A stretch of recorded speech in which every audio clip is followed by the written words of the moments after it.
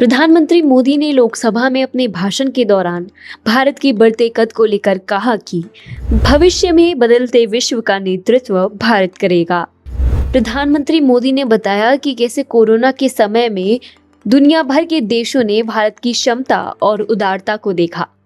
उन्होंने इस दौरान इस बात पर भी जोर दिया कि विश्व को एक बेहतर दिशा भारत के नेतृत्व में ही मिल सकती है। नमस्कार, TFI पर आपका स्वागत है और मैं दीक्षा नेगी आज आपको प्रधानमंत्री के भाषण की गहराई को समझाऊंगी, जिसमें उन्होंने भारत द्वारा विश्व के नेतृत्व की बात कही है। वैश्विक महामारी कोरोना वायरस के रूप में जब आपदा आई तो भारत ने प्रधानमंत्री नरेंद्र मोदी के नेतृत्व में इस आपदा को अवसर में परिवर्तित कर दिया।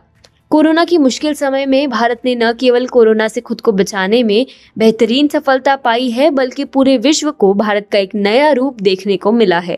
भारत ने महामारी के दौर में चीन के साथ बड़ी तकरार पर भी अपना पक्ष मजबूत किया है। देश के प्रत्येक नागरिक की वैक्सीनेशन से लेकर अन्य देशों को वैक्सीन सहित स्वास्थ्य सामग्री की पूर्ति कराने और लद्दाख में देश की सीमा की सुरक्षा के मुद्दे पर भारत का दबदबा पूरे विश्व ने देख लिया है।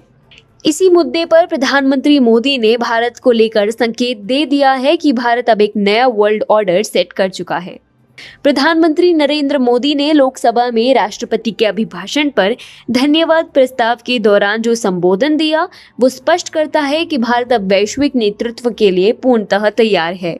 पीएम ने कहा, कोरोना के दौरान भारत ने जिस तरह से अपने आप को संभाला और दुनिया को संभलने में मदद की, ये एक प्रकार से टर्निंग पॉइंट है। कोरोना कालखंड में भारत ने सर्वे भवन्तु सुखिनः सर्वे सन्तु निरामया की भावना को आगे बढ़ाया है।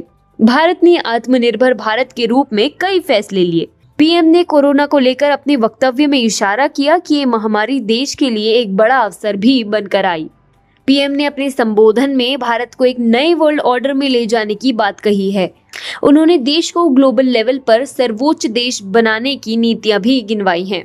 पीएम मोदी ने द्वितीय विश्व युद्ध का उल्लेख करते हुए कहा, द्वितीय विश्व युद्ध के बाद दुनिया भर में शांति की बातें हुई, लेकिन इसके बाद एक नया ऑर्डर देखने को मिला। छोटे से छोटे और बड़े से बड़े देशों ने अपनी सैन्य शक्ति को बढ़ाना शुरू किया। कोरोना के बाद भी एक नया वर्ल्ड ऑर्डर नजर आ रहा है।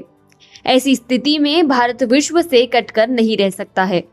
हमें भी मजबूत प्लेयर के रूप में उभरना होगा, लेकिन सिर्फ जनसंख्या के आधार पर हम दुनिया में अपनी मजबूती का दावा नहीं कर पाएंगे। भारत को सशक्त होना पड़ेगा और उसका रास्ता आत्मनिर्भर भारत है। देश में वोकल फॉर लोकल की गूंज सुनाई देती है। पीएम ने विश्व के अनेक देशों का उल्लेख करते हुए बताया है कि वे संपन्न होते हुए भी कोरोना से अपने नागरिकों को नहीं बचा सके। उन्होंने देश की सफलता का सारा श्रेय देश के 130 करोड़ लोगों को देते हुए कहा, कोरोना कालखंड में जनधन खाते, आधार ये सभी गरीब के काम आए। दुनिया के बहुत सारे देश कोरोना, लॉकडाउन, कर्फ्यू के कारण चाहते हुए भी अपने खजाने में पाउंड और डॉलर होने के बाद भी अपने लोगों तक मदद नहीं पहुंचा पाए। लेकिन ये हिंदुस्तान है जहां इस कोरोना कालखंड में भी करीब 75 करोड़ से अधिक भारतीयों को 8 महीने तक राशन पहुंचाया गया। पीएम ने स्वास्थ्य कर्मियों और वैज्ञानिकों को ईश्वर का दर्जा देते हुए कहा, हम कोरोना से जीत पाए क्योंकि डॉक्टर, सफाई कर्मचारी, एम्बुलेंस का ड्राइवर ये सब भगवान के रूप में आए। प्रधानमंत्री ने लोकसभा के अपने संबोधन में कोरोना के दौरान भारत की उपलब्धियों का संसद के पटल पर उल्लेख किया है। भारत में PPE किट का उल्लेख हो या विश्व के अन्य देशों में फंसे भारतीयों की देश वापसी हो, भारतीय प्रशासन और कूटनीतिक दृष्टिकोण ने बेहतरीन प्रदर्शन किया है। भारत कोरोना की वैक्सीन से लेकर देश की सुरक्षा के लिए हथियारों की खरीद करने के मामले में अव्वल रहा है। भारत अपने पड़ोसी देशों के साथ ही विश्व के कई देशों को मुफ्त कोरोना की वैक्सीन मैत्री तहत उपलब्ध करा रहा है। नेपाल, श्रीलंका, कनाडा जैसे देश जो भारत के दुश्मन चीन के लिए अक्सर ही पक्ष लेने वाली बातें करते रहे हैं, उन सभी देशों तक को भारत वैक्सीन बिना किसी शर्त के उपलब्ध करा रहा है, जो भारत के सकारात्मक रवैये को दर्शाता है। पीएम ने अपने संबोधन के जरिए पूरे विश्व को संदेश दे दिया है कि भारतवर्ष अब पूर्णतः बदल चुका है और विश्व का नेतृत्व करने वाली अग्रणी पंक्तियों के देश में शामिल है, जो कि भविष्य के विश्व की दिशा तय करेगा।